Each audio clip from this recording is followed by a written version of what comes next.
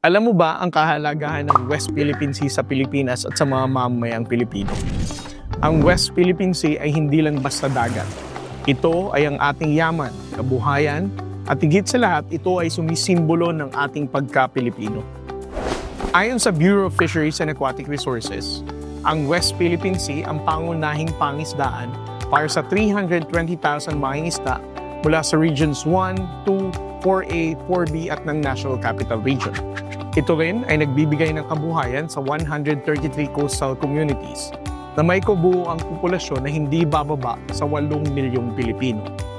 Mula 2016 hanggang 2020, nakapag-ambag ang West Philippine Sea ng 318,000 metric tons ng isda taon-taon o 7.3% ng kabuuang produksyon ng isda ng Pilipinas at 10.2% ng supply ng pagkaing yamang dagat.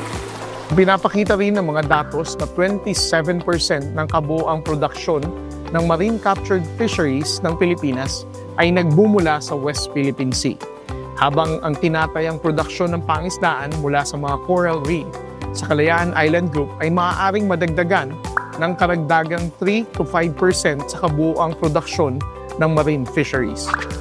Bukod sa yamang dagat, mayaman din ang West Philippine Sea sa yamang pang-enerhiya. Ayon sa Department of Energy, tinatayang mayroong hanggang 12.2 trillion cubic feet ng natural gas at 6.2 billion barrels ng langis sa Recto Bank na nasa hilagang silangan ng Kalayaan Island Group. Ang reserbang ito ay may potensyal na mag-supply ng natural gas at langis sa Pilipinas sa loob ng mahigit isang siglo.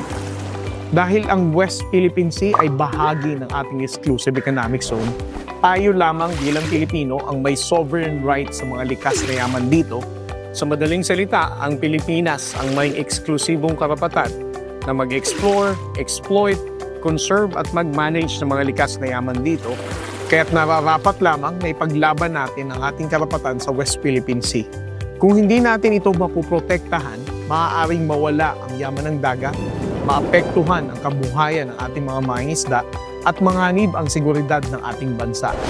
Gayunpaman, ang pinakamahalagang dahilan bakit natin ito dapat tindigan ay dahil ito ay para sa mga Pilipino. Ang ating kalayaan, soberanya at teritoryo bilang isang malayang bansa ay dumaan sa mahabang kasaysayan at maraming nagbuwis ng buhay para dito. Ang responsibilidad lamang natin ngayon ay huwag natin itong pabayaang yurakan at ang tiyanin ng kahit na sinong dayuhan. Dahil ang yaman ng West Philippine Sea ay para sa susunod na saling lahi ng Pilipino.